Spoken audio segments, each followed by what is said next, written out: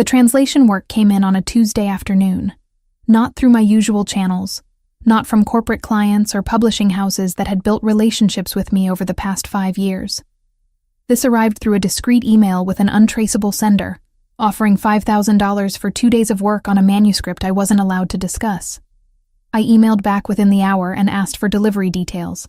The amount was generous enough to make me pause, generous enough to make me suspicious, but my bank account was speaking louder than my caution. I'd become someone who translated fragments of dead languages for wealthy collectors. That's what my life had narrowed to by 28.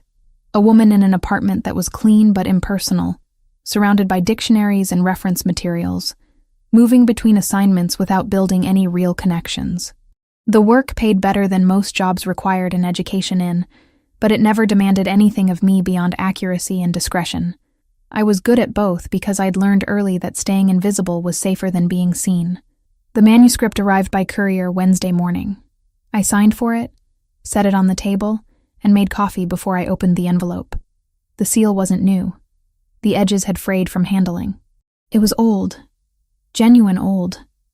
Not the manufactured antiquity that sometimes crossed my desk. The paper felt fragile under my fingers, the handwriting flowing in Sicilian dialect that made my chest tighten unexpectedly. I recognized some words, the structure of certain phrases, because they lived in my memory, whether I wanted them there or not. My grandmother Lucia had been the keeper of these rhythms. She'd arrived at our house when I was 13, after my mother died. Cancer had eaten through her over 6 months, and my father couldn't manage a grieving child and an empty marriage. So when Lucia knocked on our door, he let her stay. She brought kitchen smells with her, and stories, and a voice that carried an accent that made even English sound like poetry. She taught me Sicilian the way she taught me to make pasta from scratch, not through formal instruction, but through immersion, through repetition, through the assumption that some things were inherited rather than learned. You carry the blood in you, she'd said once, her weathered hands guiding mine as I stirred sauce on the stove. Even when you don't speak it, even when you try to forget, the language remembers you. That was the thing about Lucia. She spoke in permanence, as if blood and language were forces that couldn't be negotiated with or abandoned, no matter how much distance you put between yourself and where you came from. She died 7 years ago. Cancer, like my mother. Like there was some curse written into the Marino family line. I was 22 when she went, and I kept her things in a box under my bed because I couldn't figure out what to do with them. Letters in her handwriting, photographs faded to the color of old newsprint, and a small book of prayers she'd copied out by hand. That book was what I reached for when I opened the translation file Wednesday morning. One prayer in particular appeared in both documents. The same sequence of words, the same intention behind them, translated across decades and geography. I read through it 3 times to be certain, my hands trembling slightly as I worked through the archaic phrasing, the religious imagery that mixed Catholic tradition with something older, something that spoke of protection and bloodlines, and things that transcended normal prayer. This can't be coincidence, I said aloud to my empty apartment, then immediately felt foolish for speaking into the silence like that. But it was the only thought that made sense. The prayer Lucia had taught me, the one she'd whispered during thunderstorms and during her final days in the hospital, was part of this manuscript that some stranger had paid me thousands of dollars to translate. I tried to work through the rest of the document with professional focus. Translation required a certain detachment, a distance between myself and the material, but my concentration kept fracturing. That one prayer kept pulling my attention back like a current. By Thursday evening, I hadn't slept. I'd called in sick to 2 routine projects and spent 36 hours moving between translation work and researching the manuscript's origins. The document itself offered few clues about authorship or provenance. It appeared to be a collection of writings from sometime in the early 20th century, compiled by someone with significant knowledge of Sicilian spiritual traditions. But there was nothing that explained how Lucia came to have that specific prayer, or why someone would pay this much money to have it translated now. The weight of not knowing was suffocating. All my life I'd tried to build something separate from my family history, something that was entirely mine. I'd chosen a career that dealt in precision and accuracy, which felt like the opposite of everything connected to my grandmother and the grandmother before her.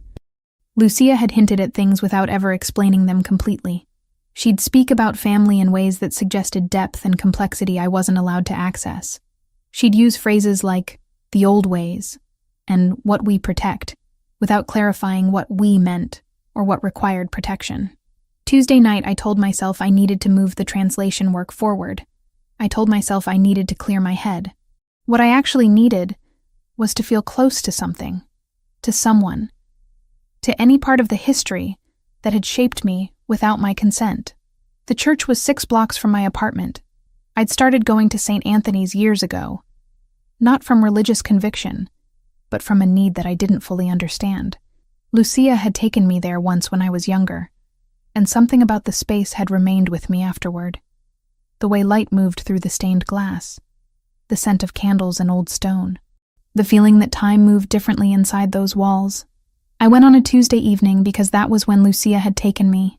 I'd fallen into the habit of going on Tuesdays, sometimes just for 20 minutes, sitting in the back pews while other people prayed. I'd never been particularly religious. I didn't believe in divine intervention or salvation. But I believed in ritual, in the way repetition could create meaning even when the words themselves felt hollow. That particular Tuesday night, I was alone in the prayer section, just me and the altar candles and the weight of that translation work pressing against my thoughts.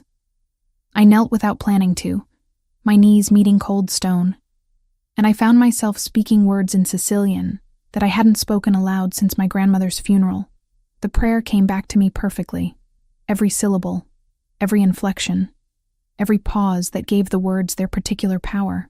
I wasn't thinking about what I was saying. My body seemed to remember what my conscious mind had tried to forget. The words felt like they were moving through me rather than being generated by me, ancient and necessary, and completely separate from the small life I'd built in Boston. My voice was barely audible, nothing more than a whisper that dissolved into the silence of the church. But in that moment, kneeling alone with my grandmother's prayer resurrecting itself in my mouth, I felt something shift, not dramatically, nothing visible from the outside, but inside, something that had been locked away for years suddenly seemed permeable. I was so focused on the sensation of speaking the words that I didn't hear him enter, didn't notice that someone else had come into the church until I finished the prayer, until I lifted my head and felt the weight of being observed. The realization of it moved through me like cold water. Someone was there. Someone had heard. I didn't turn around immediately. Part of me wanted to pretend that the presence I sensed wasn't real, that I was projecting, that my own intensity around the prayer had created the feeling of another person's attention. But that wasn't how the world worked. If you felt watched, you were being watched. That was the first thing Lucia had taught me about survival. I rose from my knees slowly, steadying myself against the pew in front of me. The church seemed smaller suddenly, more intimate in a way that wasn't comforting. The candlelight threw shadows across the empty rows, and somewhere in those shadows was the person who had heard my grandmother's prayer emerge from my mouth. I turned. The church appeared empty. The person I'd sensed so clearly just moments before had vanished, or perhaps had never existed outside of my own heightened state. But the feeling of being seen remained, clinging to me like the scent of candle wax. Someone had been there. I was certain of it. And they had heard something they shouldn't have. Franco Ravellini maintained his rituals with the precision of a man who understood that discipline was the only thing separating him from the chaos that lived in his bloodline. Every Tuesday night, without exception, he entered the St. Anthony's and knelt in solitude. It wasn't piety that drove him. It was inheritance. His mother, Margarita, had taught him that faith, when practiced correctly, was armor. Not against bullets or law enforcement or rival organizations. Against the hollowing effects of power. Against the slow erosion of whatever humanity he'd been born with before his grandfather decided he had other purposes. Margarita had died when he was 17. Cancer that moved through her body like a thief, stealing pieces of her until there was nothing left but determination to make sure Franco understood one thing before she went, that some rituals mattered more than others. She'd taught him a prayer that had been in their family for generations, a prayer that his grandfather had designed specifically for the Ravellini line. It combined old Sicilian blessings with intentions that reflected their values, their code. Protection against enemies. Protection against the corruption that came with absolute power. Loyalty to family above all other considerations. Franco had been reciting that prayer every Tuesday for 15 years. Alone in this church. No one knowing except his closest confidants. It was the one space where he wasn't required to perform leadership, where he could simply be a man trying to maintain connection to something beyond the violence that defined his life. This particular Tuesday was supposed to be routine. Franco had meetings scheduled until late afternoon, problems emerging within the organization that required his attention. The Verciani family had been testing boundaries again, sending signals that they believed territory in Boston was negotiable. 3 weeks ago, an attack on one of his warehouses. 2 weeks ago, infiltration attempts at his import business. Roberto had warned him that escalation was coming, that this wasn't posturing anymore, but genuine threat assessment. Franco had listened to the reports in his office on the top floor of a building that officially housed corporate finance operations. He'd made decisions that would ripple through the city in ways that law enforcement would eventually attribute to gang violence or organized crime, never understanding the precise architecture of Franco's choices. Then, as the afternoon faded into evening, he'd felt the familiar pull toward the church. It wasn't logical. Leaving his office when the organization was under pressure seemed like the wrong decision. The indulgence of a man who couldn't maintain focus. "I need to step away," he'd told Roberto, his closest associate, a man who had been with him for 25 years and knew his patterns better than anyone. Roberto had frowned slightly, but he didn't protest. That was the arrangement between them. Roberto handled the practical aspects of Franco's life, the security details, the contingencies, but he respected the Tuesday ritual as untouchable. "I'll have the car waiting," Roberto had said, and Franco had left the office, moving through the building with the casual authority that came from ownership, passing employees who looked at him with fear mixed with respect. None of them knew what he actually was. As far as the corporate structure was concerned, he was just another man in an expensive suit, someone who made decisions about money and operations. The church smelled like it always did. Candles and stone and age. Franco moved through the entrance and into the prayer section, heading toward his usual spot. The space was empty. Just him and the flickering light from the votive candles, and the particular silence that churches maintained. A silence that felt separate from the rest of the world. He was preparing to kneel when he heard it. A voice so quiet that at first he thought he'd imagined it. But no, it was real. Someone else was there. A woman. He realized as he oriented toward the sound. She was kneeling several rows forward, her head bowed, her voice barely audible. She was speaking Sicilian. Franco went absolutely still. His body understood before his mind processed what he was hearing.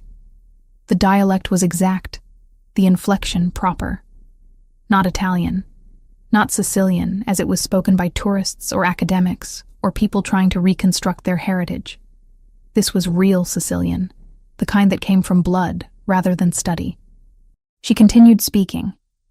And then came the words that made Franco's entire nervous system activate as if an electrical current had run through him. His prayer. His family's prayer. The exact sequence of words that he'd been reciting for 15 years. That his mother had taught him. That his grandfather had created specifically for the Ravellini line. Words that were supposed to be known only to members of his family. Franco found himself moving without deciding to move. Drawn forward like a predator recognizing something it needed to understand. The woman was completely absorbed in her prayer, unaware of his presence. She was blonde, younger than he was, dressed in simple clothes that suggested a life without significant wealth. Her hands were folded in her lap, her posture suggesting genuine vulnerability rather than performance. When she finished the prayer, she did something that stopped Franco's breath. She spoke the ancestral names, the continuation that came after the main prayer, the part that only true family knew. She said the names in Sicilian, honoring the lineage the way she'd been taught, the way that tradition dictated. Franco was looking at a ghost, or at a piece of his history that had somehow manifested in physical form. He backed away carefully, moving toward the exit without drawing attention. His mind was fractured into multiple simultaneous realities. This shouldn't be possible. The prayer was internal to his family, protected information that had never left the circle of blood. Yet here was a woman in a church in Boston, speaking his mother's words like they were her own inheritance. He exited the church without acknowledging her presence, moving back into the night air where Roberto was waiting with the car. Franco climbed into the back seat and instructed Roberto to drive, not toward his office, but toward one of the safe houses he maintained throughout the city. His hands were shaking slightly, which he recognized as unusual. Franco didn't shake. He didn't allow his body to respond to surprise or shock or confusion. "There's a woman in the church," Franco said without preamble. "Blonde. Late 20s. She was reciting our prayer." Roberto's hands tightened on the steering wheel. His expression in the rearview mirror became carefully neutral, but Franco could see the calculation happening. Roberto understood exactly what this meant. The prayer was secret. It shouldn't exist outside their circle. "What did you want me to do?" Roberto asked. "Professional. Specific. Find her," Franco said. "Everything. Name, address, occupation, family history. I want to understand how she knows words that are supposed to be known only to us. Could be someone from the family, a distant relation?" "Possibly," Franco said, but his instinct was telling him something different. This woman had the look of someone completely separate from their world. She had the appearance of someone who lived in ordinary circumstances, who worked regular jobs, who didn't understand the complexity of what she carried inside her. Yet she knew the prayer with perfect accuracy. By Wednesday morning, Roberto had delivered preliminary information. Valentina Grant, 28 years old. Translator. No criminal record. No connections to organized crime that were immediately apparent. Her mother was deceased. Father unknown. Absent since her birth. Her last identifiable family member was a grandmother named Lucia Marino, who had died 7 years prior. The name Marino struck Franco like a physical blow. Marino. That was the family name of his grandfather's wife. The connection had been lost generations ago, when certain family members chose to leave that life behind, when they married outside the structure and created distance. Franco had been perhaps 8 years old when his grandfather mentioned that the Marino line had essentially vanished from their world, that they'd made the choice to be ordinary. But here was a woman who carried that family name in her bloodline. A woman who knew their prayer. A woman who seemed to exist completely outside their world. Franco spent Wednesday evening unable to concentrate on business.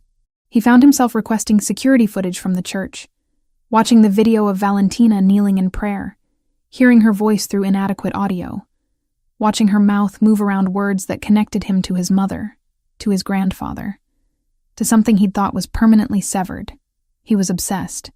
He recognized it as obsession, acknowledged it as dangerous, and did absolutely nothing to stop it. By Thursday, Roberto had delivered a comprehensive file. Valentina's entire life laid out in documents and photographs and surveillance reports. She lived alone. She had few connections. She worked as a translator, which explained her language skills. She spent her evenings in her apartment, or at the church. She visited a Catholic bookstore on Thursdays. She occasionally spent time at a coffee shop on Charles Street. "She's clean," Roberto reported. "No criminal associations. No connections to rival families. As far as I can tell, she has no idea about organized crime or any of our world. Then how does she know the prayer?" Franco had demanded, though he knew Roberto had no answer to that question. That evening, Franco made a decision that surprised him with its impulsiveness. He instructed Roberto to continue surveillance on Valentina Grant. Not invasive surveillance, just observation. Just enough to understand who she was, what her patterns were, where her life intersected with his in ways that shouldn't have been possible. He justified it as security concern. If she knew information that was internal to his family, she could be a vulnerability. Rival families might try to use her. He needed to understand the scope of risk. He was lying to himself, and he knew it. But the lie was easier to live with than the truth, which was that Franco Ravellini had heard something in a church on a Tuesday night that had fundamentally altered his perception of what was possible in his life.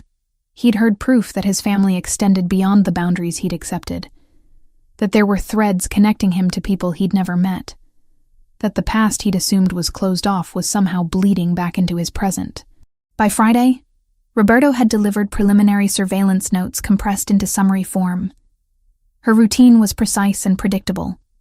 Every Tuesday at the church, every Thursday at the bookstore and coffee shop, workdays spent at her apartment.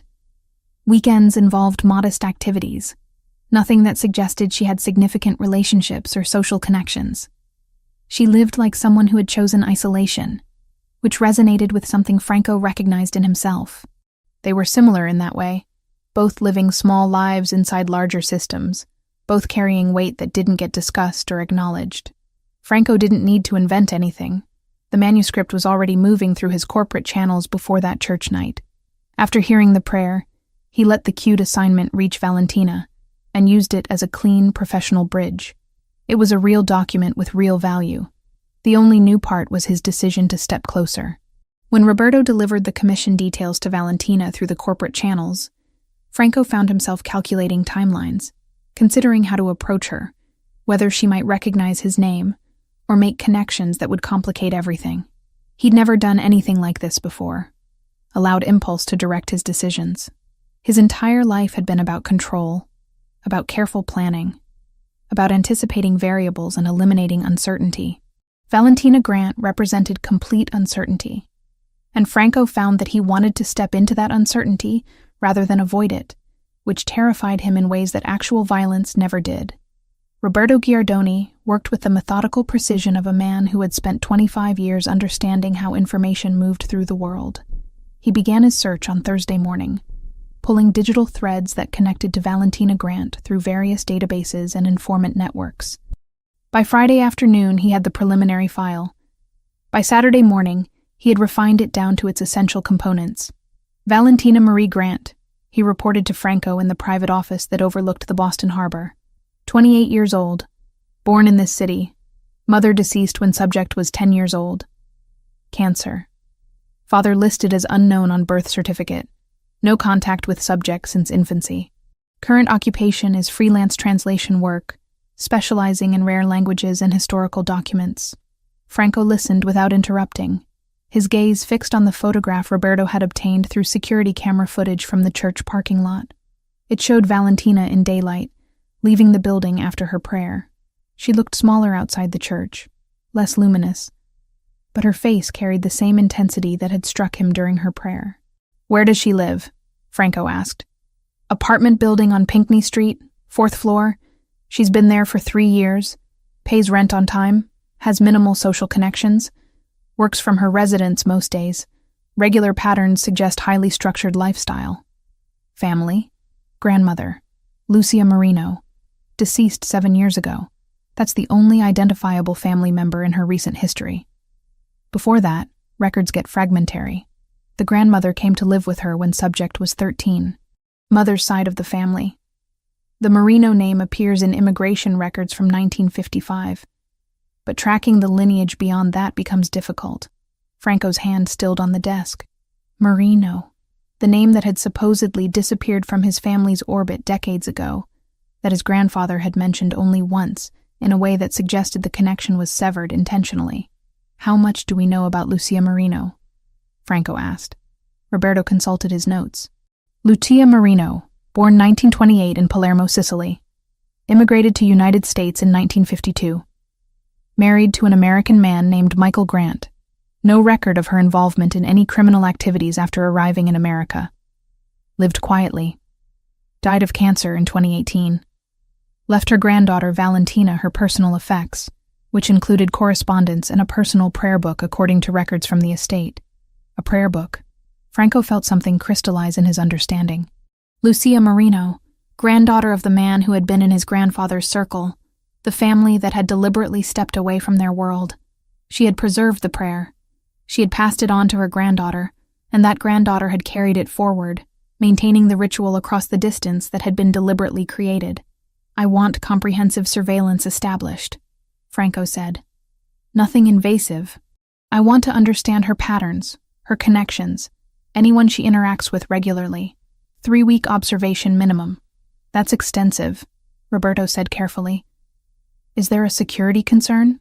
"There might be," Franco said, which wasn't entirely a lie. "She knows information that she shouldn't know. Before we understand what that means, we need to understand who she is. Roberto accepted this without further questioning. Loyalty meant accepting Franco's decisions even when they seemed unusual. By Monday of the following week, Roberto had established discrete observation points. Surveillance began at 6 a.m, tracking Valentina's movements from the moment she left her apartment. Franco received daily reports. They became ritualistic, something he looked forward to in a way that disturbed him. Every afternoon, Roberto would deliver the summary. Valentina worked during the day, translating documents for various clients. She took breaks at specific times. She moved through her apartment in patterns that suggested routine built over years. Tuesday evenings, she went to the church. Thursday afternoons, she visited a Catholic bookstore and a coffee shop on Charles Street. She had no romantic relationships that were apparent. No close friendships. No social life beyond these structured activities. She was solitary in a way that Franco recognized, because it mirrored his own existence. They were both living small lives within their respective worlds, both carrying something that couldn't be easily articulated to people around them. She's received a corporate assignment, Roberto reported on Wednesday of the second week. Translation work. $5,000 for 2 days. The assignment came through intermediaries, and I've been tracing the chain. It's legitimate on the surface, but the structure suggests something else. When will she receive the assignment? Franco asked. Tomorrow. Corporate courier service. Franco nodded, already imagining how he would structure the arrangement, how he would engineer a reason to meet her in person. He could send Roberto to verify the quality of her work initially, then arrive himself for a personal consultation. It would be professional. It would be legitimate. It would give him access to her space, her presence, the opportunity to understand what it meant that she carried his family's prayer in her mouth. By Thursday evening, the manuscript had been delivered. By Friday morning, Roberto had confirmed that Valentina was already engaged in the translation work, that she'd accepted the commission and begun immediately. She was working from her apartment, which meant she was accessible, which meant Franco could arrange his own contact without it appearing suspicious. The surveillance continued through week 3. Franco found himself requesting details that went beyond security necessity. He wanted to know what she ate for lunch. He wanted to know which book she took from the library. He wanted to know if she had any habits that suggested emotional distress or difficulty. These requests were unusual, and Roberto's eyebrows rose slightly at some of them. But he provided the information without commentary. She visits the public library on Wednesday afternoons, Roberto reported. Checks out books on Sicilian history, on Italian language guides, on family genealogy research. She appears to be trying to trace her family history. Of course she was. She carried their prayer in her body and didn't understand where it came from. She was searching for meaning in a lineage that had been deliberately hidden from her.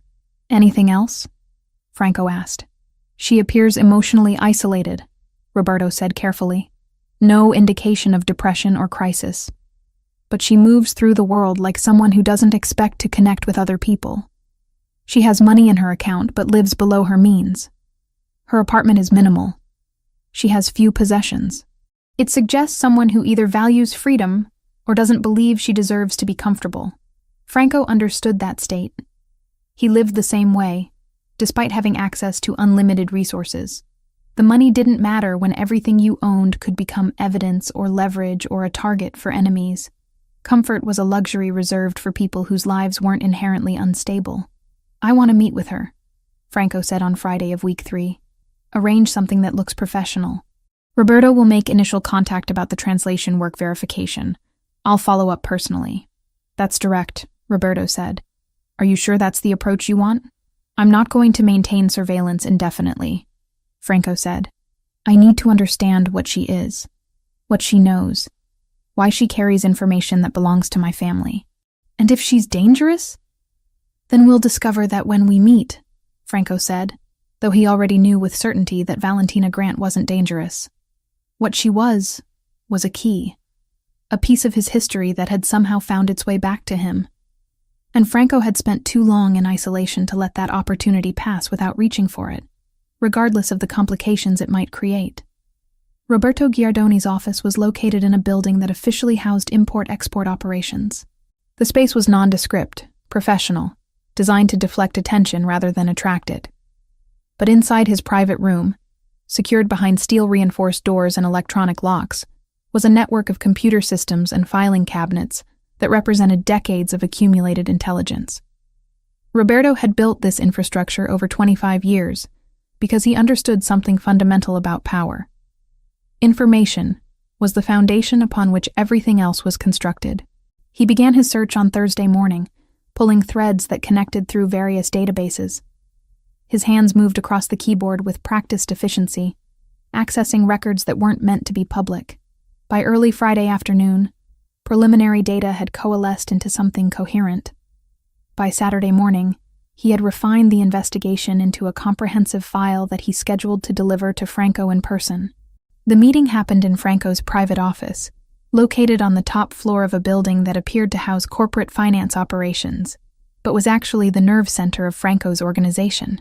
Franco sat behind a desk constructed of dark wood, with windows overlooking the harbor. He was reading reports when Roberto entered, but he set them aside immediately, giving his full attention to the older man. Valentina Marie Grant, Roberto began, placing the file on the desk. 28 years old, born in Boston. Mother deceased when subject was 10. Cancer. Father listed as unknown on birth certificate. No contact record between subject and father since infancy. Franco listened without interrupting, his gaze fixed on the photograph that Roberto had included. It was taken from security footage outside the church, captured the moment Valentina had stepped into daylight. She appeared smaller in the photograph than she had seemed during prayer, more vulnerable, but her features carried the same quality of intensity that had struck Franco so profoundly. Current occupation is freelance translation work, Roberto continued. She specializes in rare languages, historical documents, linguistic analysis. Her client base includes private collectors, academic institutions, museum acquisitions departments. Income is irregular, but substantial. She appears to live below her means. The apartment she occupies costs approximately $1,200 per month. Her bank records indicate she could easily afford something more prestigious, but she chooses not to upgrade her living situation. How long has she lived there? Franco asked. 3 years. Minimal variation in her patterns suggests someone who has deliberately constructed stability, or someone who doesn't believe they deserve more. The psychological profile isn't immediately clear. Franco nodded slowly, understanding that assessment. He recognized that particular form of self-imposed limitation because he lived the same way, despite having access to virtually unlimited resources. Comfort was a liability in his world, a vulnerability that enemies could exploit. Family connections? Franco asked. Roberto pulled a secondary document from the file. Grandmother, Lucia Marino, deceased 7 years ago. That's the only identifiable family member in recent records. Before that, the genealogical trail becomes fragmented. The Marino name appears in immigration records from 1955, but historical documentation beyond that point is limited. Lucia Marino was born in 1928 in Palermo, Sicily. She immigrated to the United States in 1952. She married Michael Grant, an American citizen of Irish descent. No record of Lucia's involvement in criminal activity after immigration. She appears to have lived a quiet, ordinary life. Franco's hand stilled on the desk. Palermo, 1928. The date and location aligned with generational timing that would have placed Lucia Marino in proximity to his grandfather's circle.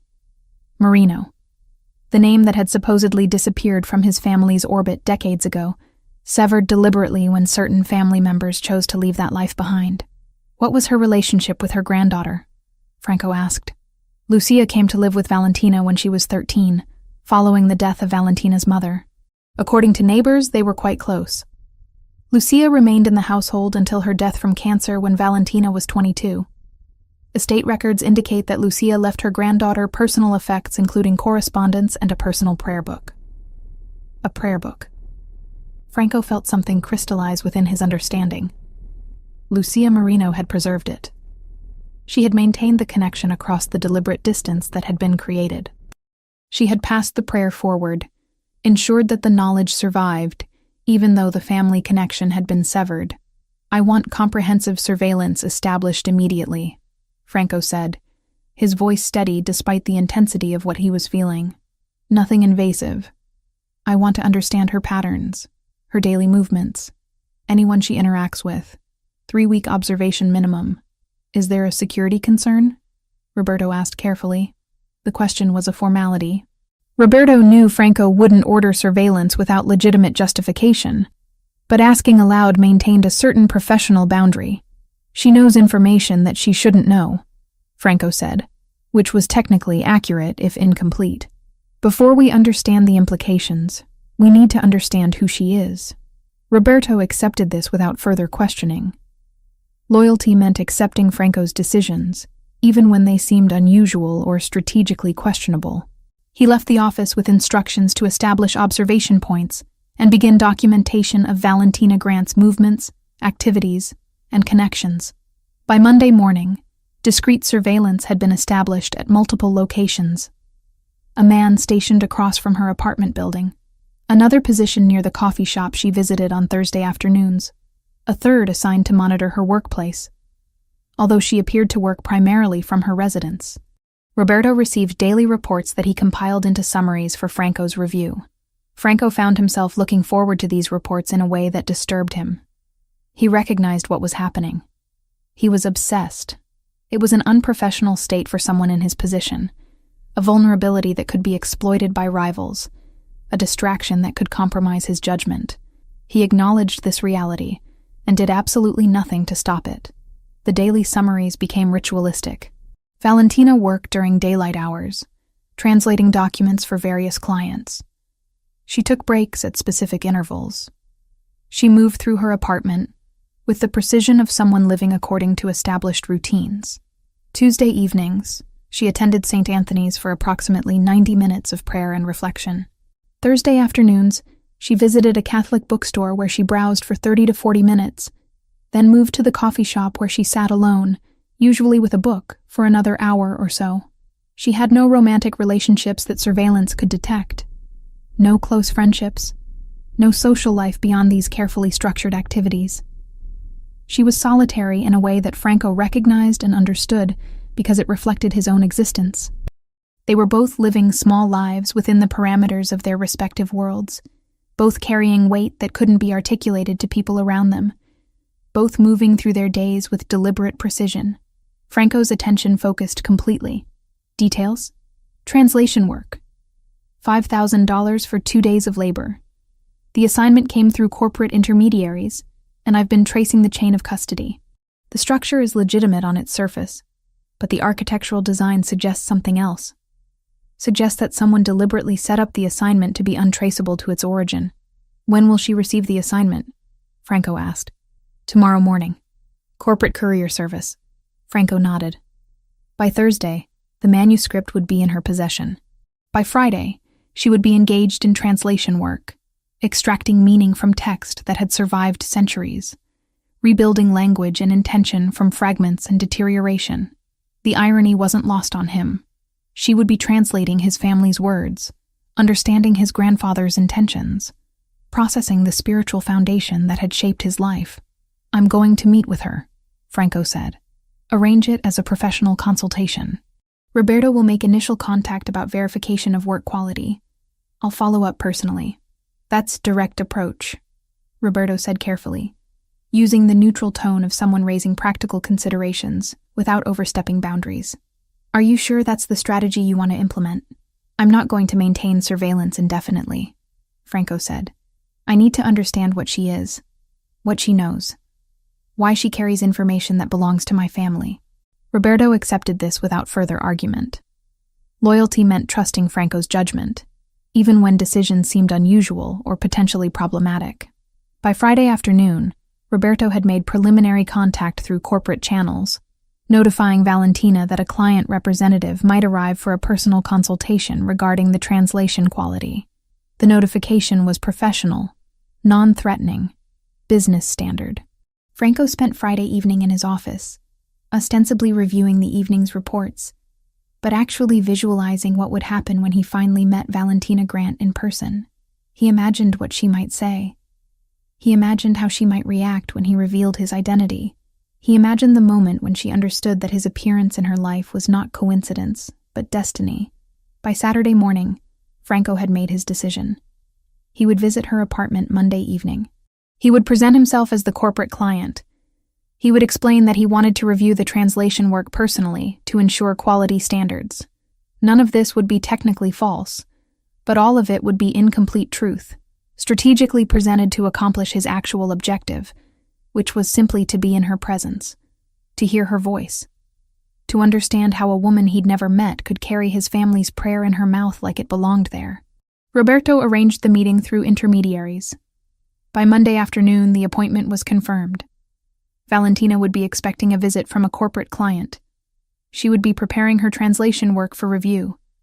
She wouldn't be preparing for the moment that would reshape the trajectory of her entire life, though that preparation would have been impossible in any circumstance. Franco dressed carefully Monday evening, not in the expensive Italian suits that he wore to business meetings, but in clothes that were still elegant, but less conspicuously wealthy. He wanted to present himself as someone successful, but not ostentatiously so. Someone who could blend into ordinary circumstances while maintaining an underlying presence that suggested power. Roberto drove him to Valentina's apartment building. The old brick structure stood on Pinckney Street, a neighborhood that had gentrified unevenly, where young professionals lived alongside families who had inhabited the area for decades. Franco climbed the stairs to the 4th floor, his heart moving in a rhythm that he found unfamiliar. He was nervous. That was unusual. Franco Ravellini didn't experience nervousness. He experienced calculation and decision and execution. But as he approached her apartment door, he felt something that resembled anxiety, a sense that stepping through the threshold of her space was going to irrevocably alter something fundamental about his understanding of his own life. The night after Franco left my apartment, sleep became an abstraction. I lay in darkness, staring at the ceiling, replaying every moment of our encounter in precise detail. His face, his voice, the way he'd positioned himself with deliberate control, as though every movement had been calculated in advance. The revelation about his name hadn't been surprising exactly, but it had been transformative. It had reorganized how I understood the events that had led to his appearance in my life. Friday morning found me at my computer before 6 o'clock. The research began as casual internet searches and evolved into something more systematic. Franco Ravellini returned thousands of results, most of them vague business references or corporate documentation. But there were other articles too, buried in local news archives and law enforcement publications. Articles about organized crime in New England. References to his name alongside words like investigation and suspected and alleged. Photographs that showed him in contexts I hadn't anticipated, always surrounded by men in dark suits, always accompanied by an expression of controlled authority. I found myself reading about crime families and territory disputes and business operations that existed in worlds entirely separate from my own. The information was disturbing, not because it was shocking, but because it clarified something I'd been instinctively understanding since he'd walked into my apartment. Franco Ravellini wasn't a corporate client. He was someone dangerous, in ways that extended far beyond the physical realm. By Saturday morning, I hadn't slept more than 2 hours total. My hands trembled as I continued reading. My apartment felt smaller, the walls pressing inward. Every sound from the street seemed significant. Every notification on my phone triggered anxiety. I understood, in a way that was becoming increasingly difficult to ignore, that knowing what Franco was had changed the calculation entirely. It wasn't possible to unknow it. It wasn't possible to return to the moment before I'd understood. I made a decision Saturday afternoon that surprised myself with its irrationality. I hired a private investigator to locate my father. I knew it was desperate, knew it was likely futile, but I needed to understand something about my own history that might contextualize what was happening with Franco. The investigator was expensive, charging an hourly rate that consumed a significant portion of my translation income, but I provided him with what little information I possessed. My father's name, his approximate age, the knowledge that he'd disappeared in 1994. By Sunday evening, the investigator had sent preliminary information. Thomas Grant, my father, was alive and living in Connecticut under what appeared to be his original name. He'd relocated there in 1995, the year after I was born. He worked in insurance. He had never remarried. He had no criminal record. There was no indication that he'd ever been involved in organized crime. I drove to Connecticut Sunday night, which was probably insane. I drove 3 hours through darkness, following GPS directions to an address that represented the first concrete connection to my father that I'd ever attempted. His house was small, modest, situated on a quiet street where people who lived ordinary lives built quiet lives. I sat in my car outside his residence for 45 minutes before I found the courage to approach his door. Thomas Grant answered on the second knock. He was older than I'd imagined. His hair gray, his face carrying the exhaustion of someone who'd been carrying weight for decades. Recognition didn't flash across his features immediately, but confusion did. A woman standing on his porch at 10 o'clock on a Sunday night clearly wasn't an expected visitor. "My name is Valentina Grant," I said, my voice steadier than I felt. "I'm your daughter." His reaction was physical. His hands gripped the doorframe. His breathing changed. For a moment, I thought he might actually collapse. Then he stepped back, pulled the door open fully, and gestured me inside without speaking. The conversation that followed lasted until nearly 3 a.m. Thomas revealed everything with the kind of desperation that comes from holding secrets for decades and suddenly being given permission to release them. He told me about meeting my mother at a restaurant where she worked as a server. He told me about falling in love with someone whose family he didn't understand. He told me about the night that men came to his apartment and delivered a message that changed everything. "They didn't threaten me explicitly," he said, his voice hollow. "They just explained the situation. Explained that your mother came from a particular family with particular connections. Explained that if I wanted to keep my daughter alive, I needed to disappear. Not from the country, not from Boston necessarily, but from her life completely.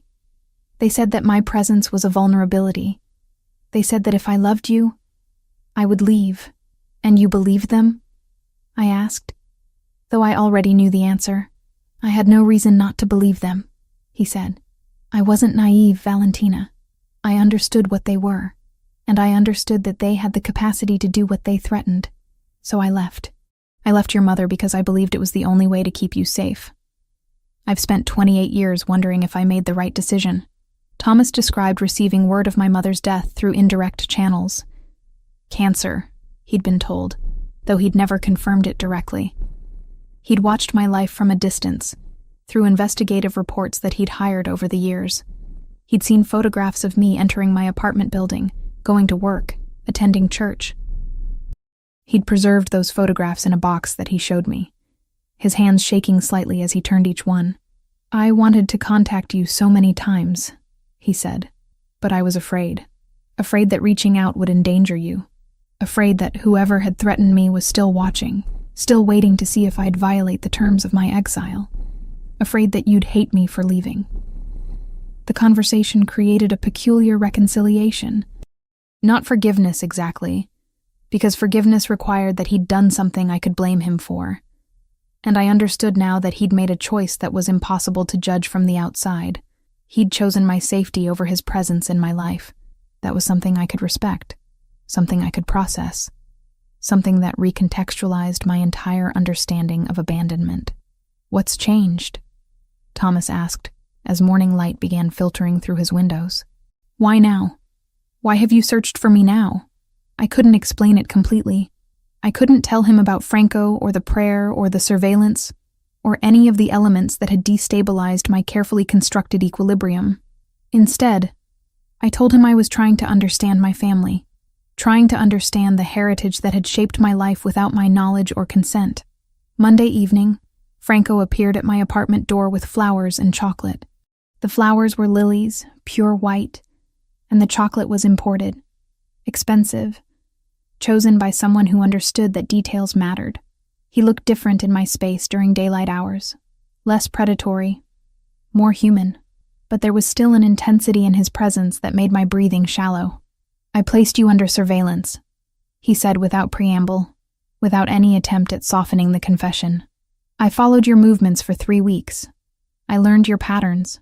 I arranged for you to receive a translation assignment that would give me a pretext to meet you. I've been obsessed with you since the moment I heard you pray. That's what you need to know about me, Valentina. I don't do things halfway. When something interests me, I pursue it completely, regardless of the ethical complications. I should have been terrified. I should have asked him to leave, should have called the police, should have done any number of things that would have protected me from someone who just confessed to systematic surveillance. Instead, I listened to the vulnerability in his voice and recognized something of myself in the desperation beneath his confession. "I'm offering you a choice," Franco said. "A real choice. Not coercion. Not manipulation. I can disappear from your life completely if that's what you want. I'll ensure your safety. I'll provide financial support if you need it. I'll make this entire situation disappear as though it never happened. Or you can allow me to stay. To know you. To understand what brought you into my world. I could have chosen either option. I could have protected myself by rejecting him completely. Instead, I chose vulnerability over safety. I chose to allow him access to the parts of my life that I'd kept guarded for so long. I chose to step into uncertainty with someone dangerous. Someone whose world was fundamentally incompatible with my own. Someone whose obsession with me mirrored my growing obsession with understanding who he was and what his interest in my existence might mean. "Stay," I said, the word barely audible. "Tell me something true about yourself." Franco took a step closer. His hand reached out, fingers brushing against my jawline with careful intentionality. "Everything about this is true," he said. "My obsession with you. My need to understand how you know my family's prayer. My certainty that meeting you wasn't coincidence but destiny. All of it is completely true. That's what terrifies me most. I don't do well with things I can't control. And you, Valentina, are completely uncontrollable." The days following Franco's confession developed into a rhythm that felt simultaneously ordinary and extraordinary. He would arrive at my apartment in the evenings, sometimes directly from business meetings, other times after spending hours managing operations I didn't fully understand. We established a pattern of domestic intimacy that seemed contradictory to everything about who he was. He would cook occasionally, moving through my kitchen with surprising competence, while I worked on translations at the dining table. We'd sit in near silence, the kind of companionable quiet that only develops between people who have moved beyond the need for constant conversation. Franco began revealing his world in deliberate layers, each confession another brick in the structure of trust that was forming between us.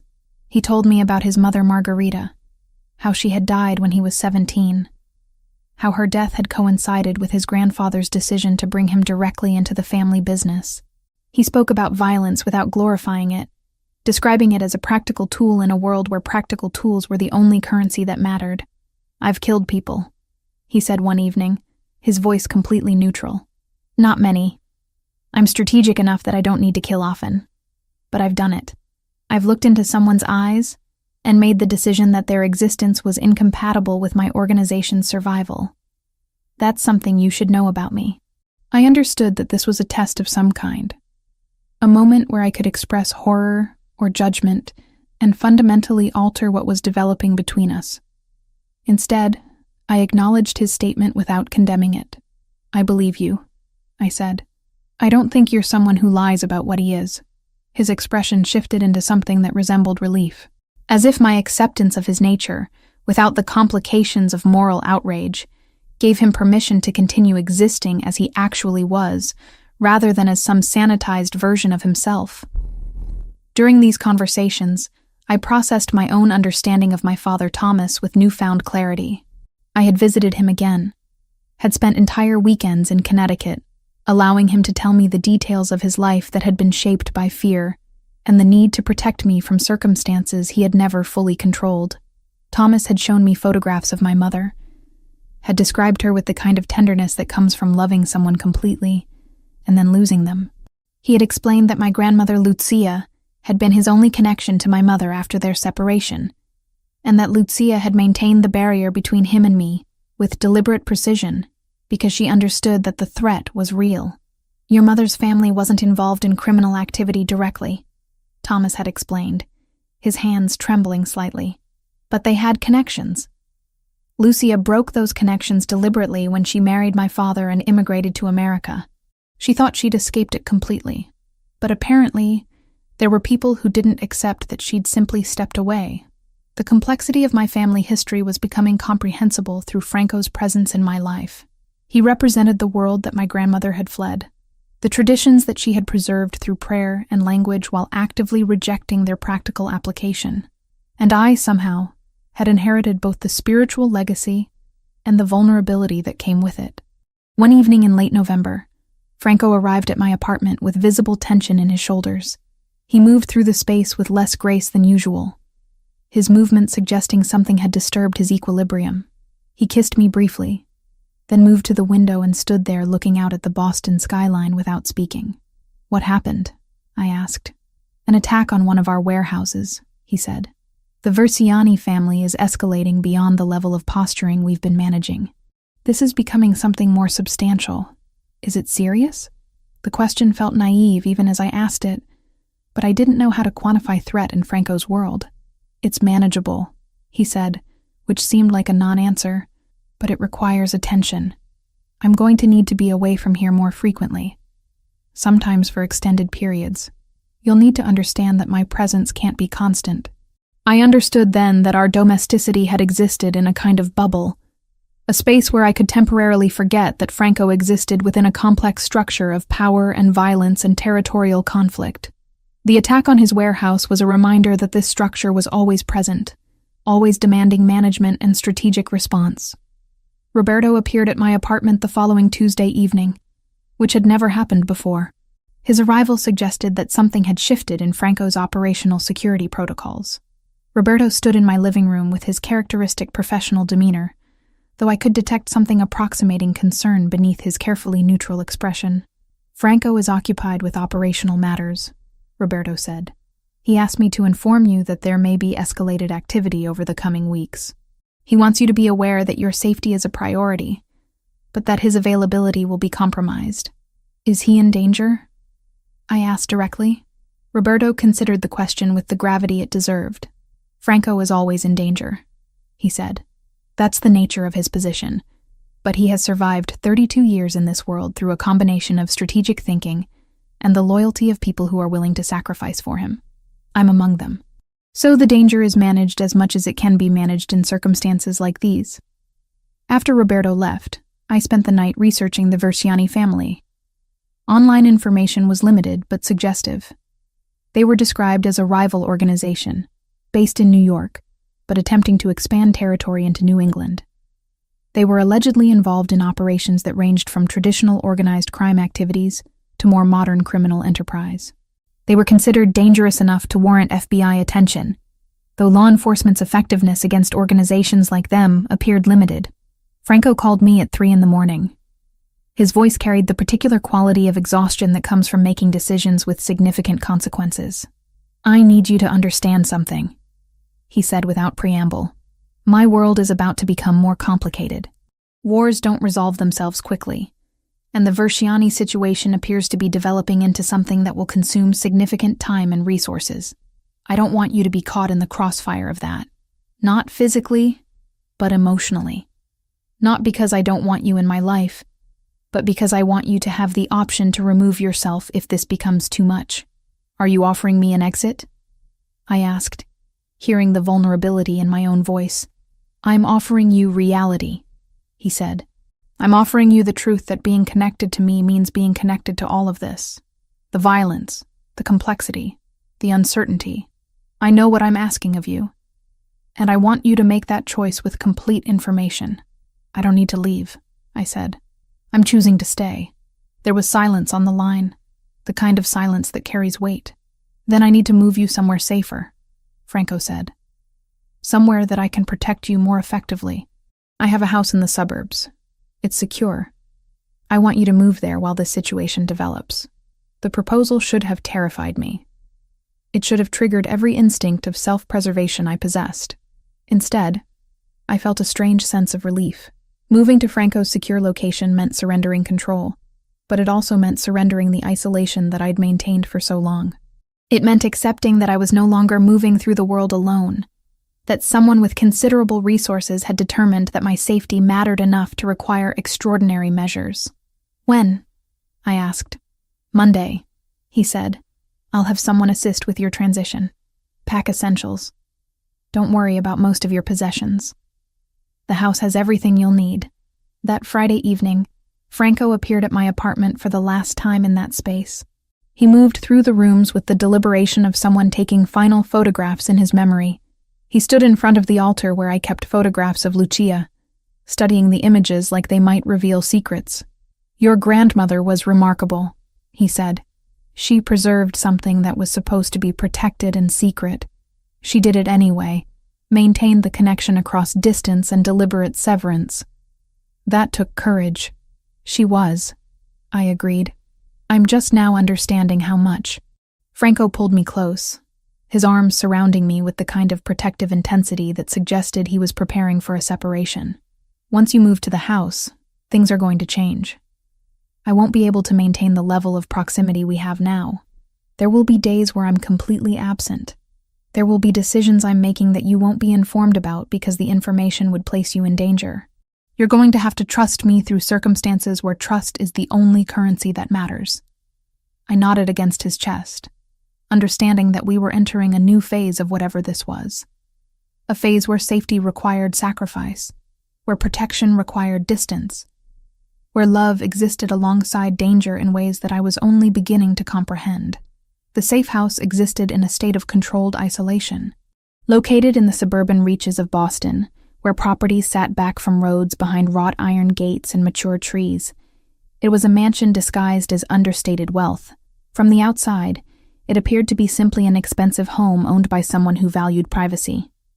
Inside, the architecture revealed its true purpose: reinforced windows that appeared decorative, but were constructed from materials designed to withstand significant force. Cameras positioned at strategic angles throughout the interior and exterior perimeter. Security systems integrated into walls in ways that were barely visible unless you knew what you were looking for. Franco had given me a tour on Monday morning before disappearing for meetings that would occupy his attention for the next 3 days. He'd shown me the kitchen, the library, the master bedroom that had windows overlooking a private lake that reflected gray November sky. Everything I could possibly need was provided. Food stocked in the refrigerator, books arranged on shelves, a workspace set up with computer systems and translation tools. "You won't be imprisoned here," he'd said, showing me the security panel that controlled the gate. "You can leave if you want to, but I'd prefer that you didn't. Not until the situation stabilizes." The situation didn't stabilize. By Wednesday, Franco arrived at the house with visible injury.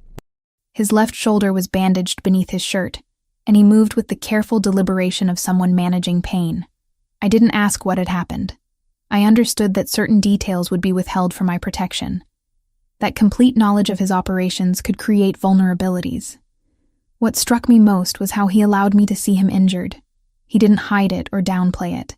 He simply accepted my presence as he showered and changed, letting me help him into clean clothes, permitting my hands to touch the bandage with careful gentleness. It was an intimacy that transcended the physical. "How bad?" I asked. "Manageable," he said, which had become his standard response to any question about the severity of circumstances. "It'll heal. Everything heals eventually." Thursday evening, Franco's focus shifted partially toward me. He brought files into the library where I'd been working on routine translation assignments, spreading documents across the heavy wooden table. "I need your expertise," he said. "These are intercepted communications, Russian. I need to know what they say, but more importantly, I need context. I need to understand what they're planning." I examined the documents. They were photographs of written communications, some in Russian Cyrillic, some in English with Cyrillic notations. The vocabulary was military in nature, discussing movements and operations and strategic positioning. "This is complicated," I said. "Some of this is coded. They're not being completely explicit because they suspect their communications might be monitored. But you can interpret the subtext?" "Possibly," I said. "Give me time." I worked for 3 days straight, breaking only for sleep and meals. Franco provided me with reference materials and historical context about Russian criminal organizations. The communications began to cohere into something meaningful. They were discussing infiltration strategies, discussions of which of Franco's operations were vulnerable, plans for escalation. By Sunday evening, I had compiled a translation that painted a clear picture of the Versiani-Russian alliance's intentions. They weren't just attacking Franco's operations. They were systematically mapping his organizational structure with the goal of complete destabilization.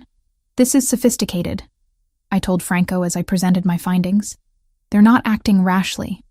They're conducting reconnaissance, understanding your vulnerabilities before they make a major move.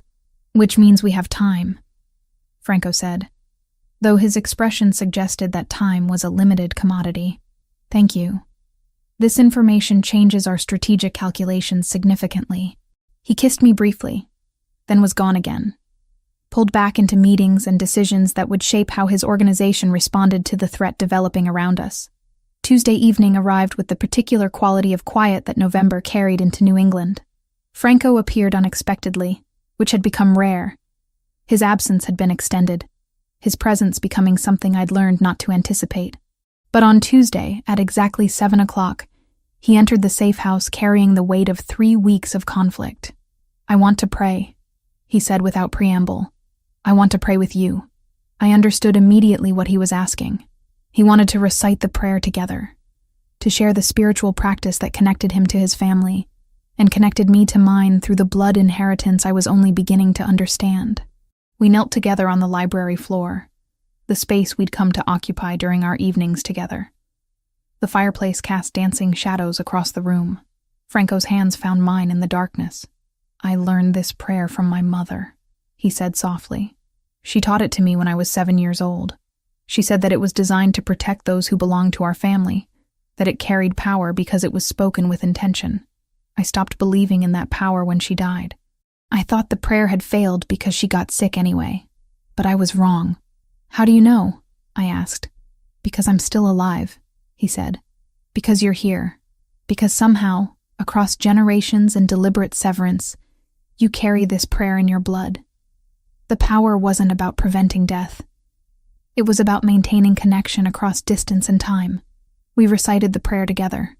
His voice moved beneath mine, the Sicilian words creating harmony that was almost musical. When we finished, Franco remained kneeling beside me, his hand gripping mine with intensity that suggested he was anchoring himself to something real. "My mother died of cancer," Franco said, "when I was 17. It consumed her over months. I watched her deteriorate, and I couldn't do anything to stop it.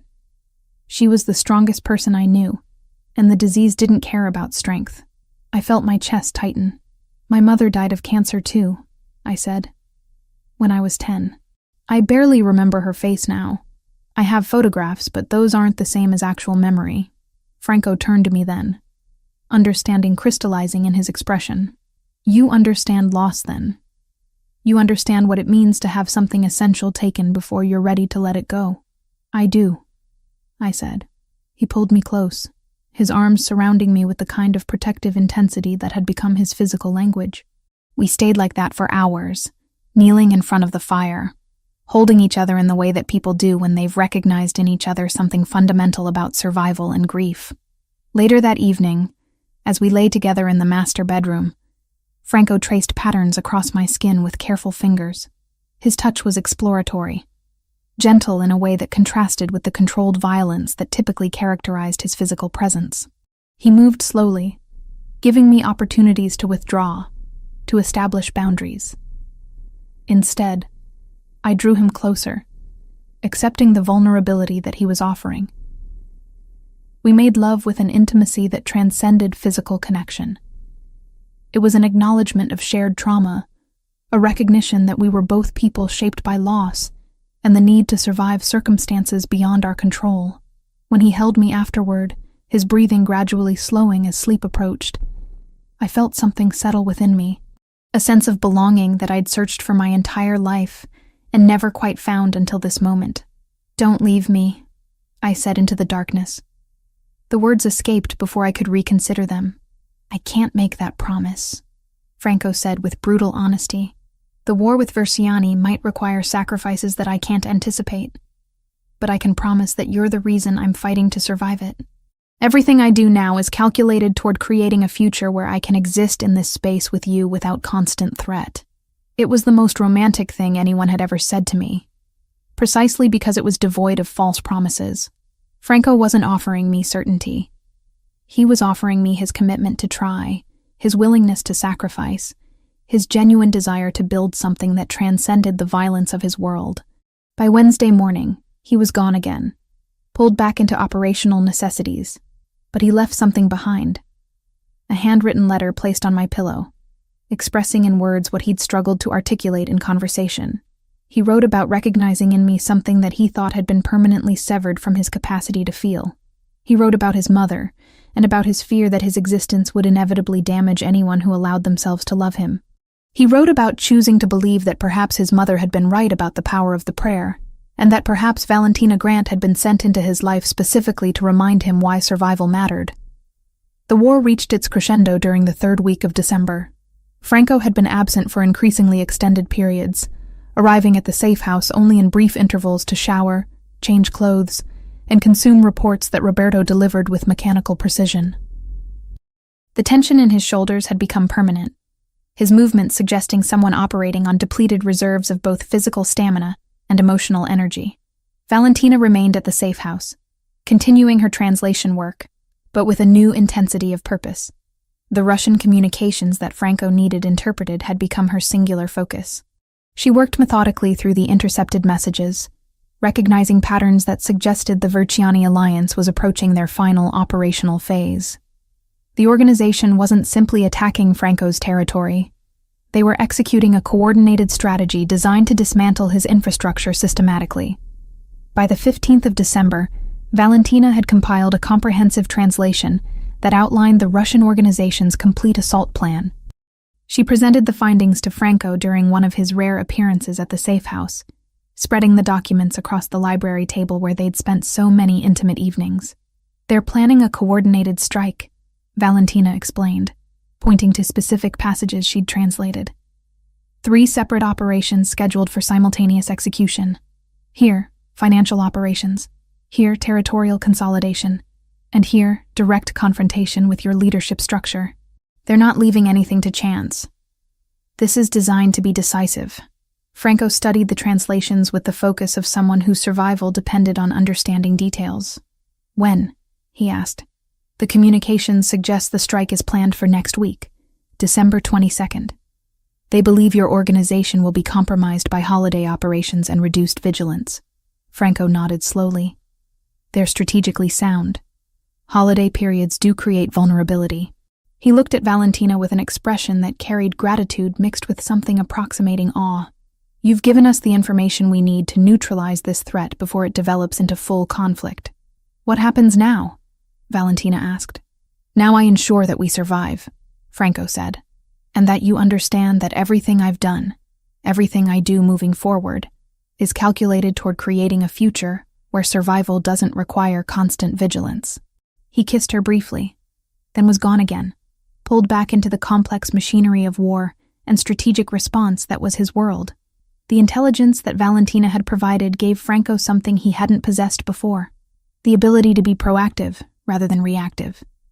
He positioned his people in locations where the Verciani strikes were anticipated.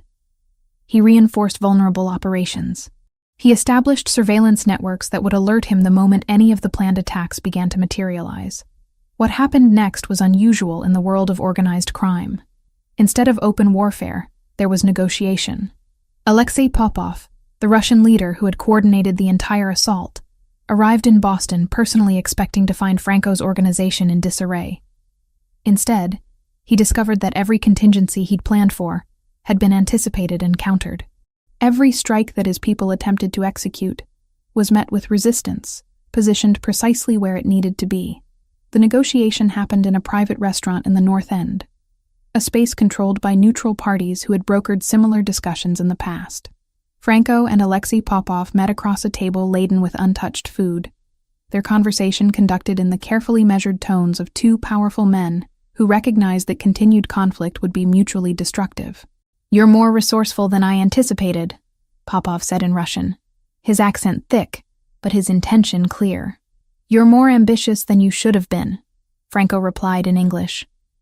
Expanding into territory that has established protections requires more than organizational zeal. It requires understanding the landscape you're entering. I have information suggesting that your organization is vulnerable. Popov countered. You had information, Franco corrected. Past tense. The woman who translated your intercepted communications for me understands Russian military dialect better than your people understand operational security. Your every plan was visible to me before you executed it. Popov's expression hardened, but he recognized the reality of the situation. His assault had failed before it had begun.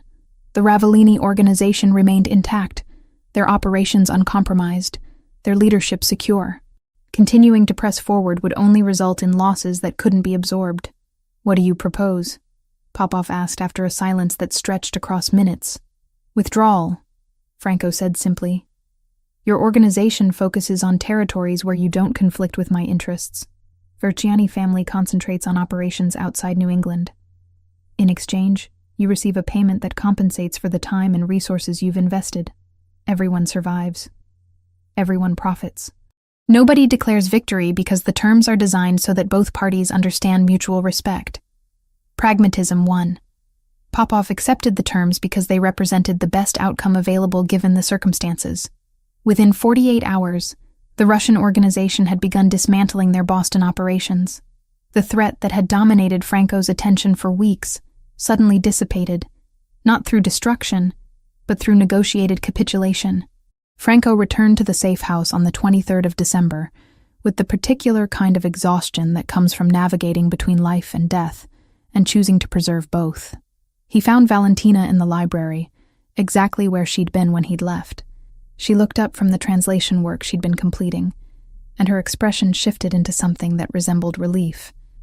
It's over? She asked. It's resolved, Franco said, which is better than over. Over implies casualties and destruction. Resolution implies survival and adaptation. He moved to the window and stood there, looking out at the snow that had begun falling across the landscape. December was transitioning into something colder, darker, but the snow created the illusion of purity and renewal. I need to offer you something, Franco said without turning from the window. A choice. A real choice. Not something constrained by circumstances or obligation. You can leave. I'll provide you with $250,000. New documents if you want them. Complete financial support for whatever life you want to build. Or you can stay and continue building what we've started here. And if I leave? Valentina asked. Then I wish you well and I disappear from your life, Franco said. Roberto will ensure your safety. You'll never worry about the Verciani or any other organizational threat. You'll be free. Valentina stood and moved to the window beside him. She looked at the snow falling across the landscape and understood that she was at a crossroads that genuinely offered two paths forward. I don't want to leave, she said finally. I'm choosing to stay. But not because I feel obligated. Because I want to. Franco turned to her then. Then we rebuild, he said, together. Over the next 3 months, life reconstructed itself into a different configuration. Franco re-established Valentina in her original apartment in Boston, though with significantly enhanced security systems. She resumed her translation work, but now with occasional consulting assignments from Franco's organization when sensitive documents required expertise that nobody else possessed. Roberto developed a particular respect for Valentina that transcended his professional loyalty to Franco. He began checking in on her periodically, ensuring that she had everything she needed while Franco attended to organizational matters that demanded his attention. Valentina reconnected with her father Thomas, visiting him in Connecticut once monthly. Their relationship deepened through conversations that finally addressed the fundamental abandonment that had shaped her childhood. Thomas introduced her to extended family that she'd never known existed. People who had been kept at a distance because of the protective barriers that he and Lucia had constructed. By late spring, approximately 6 months after the resolution of the war with Verciani, Franco, and Valentina returned to St. Anthony's. It was a Tuesday evening, which had become their ritual time. They entered together and moved to the prayer section where they had first experienced the recognition that had altered both their lives. They knelt side by side, and together they recited the prayer in Sicilian. Franco's voice moved beneath Valentina's, creating harmony that was both spiritual and emotional. When they finished, they sat together in silence, understanding that they had created something genuine from circumstances that should have been irrevocable. The prayer continued to protect them, not through supernatural intervention, but through the connection it represented. They had both been separated from their families, isolated by history and circumstance, carrying spiritual inheritance that they didn't fully understand. In meeting each other, they had reconnected with that inheritance and claimed it not as obligation, but as choice. Life moved forward with Valentina and Franco existing in a relationship that defied conventional categories. They weren't married, but they were committed. They didn't live together, but they shared their lives. They moved through a world of danger and violence and organizational complexity, but they maintained spaces where vulnerability was permitted and intimacy was nurtured. By autumn, they had established routines that accommodated both Franco's operational demands and Valentina's need for independence. She had become a trusted consultant to his organization, her linguistic expertise proving invaluable for navigating international operations and negotiations. But she maintained her own translation business, her own identity separate from Franco's world. The prayer that Lucia Marino had preserved across decades of diasporic distance continued to circulate through their lives. It had survived immigration and abandonment and deliberate severance, emerging in the mouth of a woman who didn't fully understand its origin until she met the man whose family had created it generations before she was born.